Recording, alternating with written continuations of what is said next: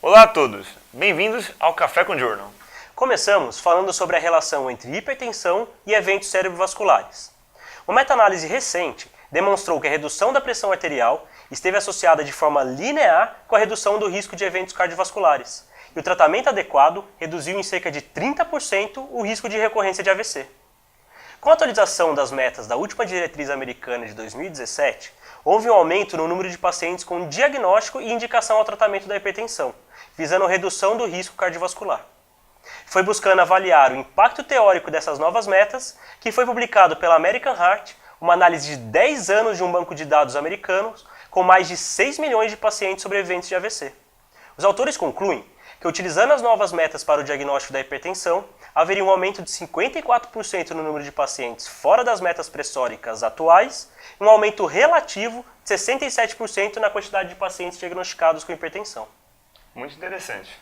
Já o Jack trouxe um artigo que aborda um tema super em alta, já comentado aqui no Café com Journal, que é o manejo das medicações antidiabetogênicas, destacando quais possuem impacto cardiovascular.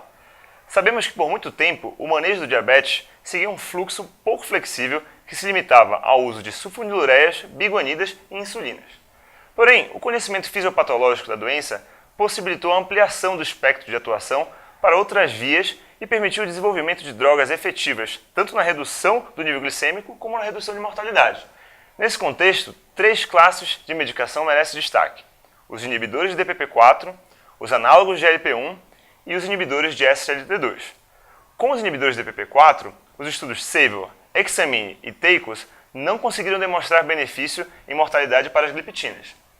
Já com os análogos de GLP-1, o estudo LEADER, que testou o liraglutide, e o estudo SUSTAIN, que testou o semaglutide, conseguiram evidenciar benefício cardiovascular.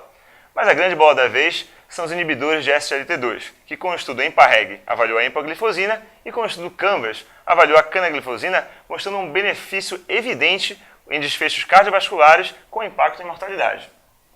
Feita essa contextualização, vamos para o estudo publicado no JACC essa semana, chamado SAVE-DE-REAL-2, que comparou os inibidores de SGLT2 versus os outros antidiabetogênicos orais em pacientes diabéticos tipo 2 com alto risco cardiovascular natural da Ásia, Oriente Médio e América do Norte. E foi observado que os pacientes em uso dos inibidores de SGLT2 tiveram uma redução do risco cardiovascular com significância estatística. Muito pertinente. Mais de 40% dos pacientes com fibrilação atrial desenvolvem insuficiência cardíaca, sendo essa uma das principais causas de morte nesse grupo. Buscando estudar a associação entre essas duas patologias, foi publicado no JACC uma análise dos pacientes do estudo ACCERT, objetivando avaliar se os episódios subclínicos de FA com duração maior que 6 minutos e menores do que 24 horas, detectados a partir de dispositivos implantáveis como o marca-passo e o CDI, estariam relacionados à progressão da FA ou ao aumento da hospitalização por IC. Esse estudo demonstrou que episódios de FA com duração de mais de 24 horas, independentemente de sintomas, estava associado ao aumento de 5 vezes no risco de hospitalização por IC. Identificou também que o envelhecimento e aumento de MC estavam associados com a evolução desfavorável da FA, sugerindo que esse perfil de pacientes poderia se beneficiar de maior monitorização e de estratégias de prevenção. Muito interessante. Ainda na mesma temática, essa semana o Circulation trouxe uma subanálise muito interessante do estudo Aristotle, que validou a apixabana na FA. E foram avaliadas quais as principais causas de óbitos em pacientes com FA em anticoagulação e quais os biomarcadores mais associados especificamente com cada causa de morte. Foi observado que dentre as mortes de causa cardiovasculares, que corresponderam a mais de 50% do total, a principal causa de morte foi por morte súbita, e o biomarcador associado como preditor para esse evento foi a troponina T. O NT-proBNP foi o biomarcador preditor de morte por insuficiência cardíaca e o fator de crescimento 15 esteve associado com mortalidade por sangramento.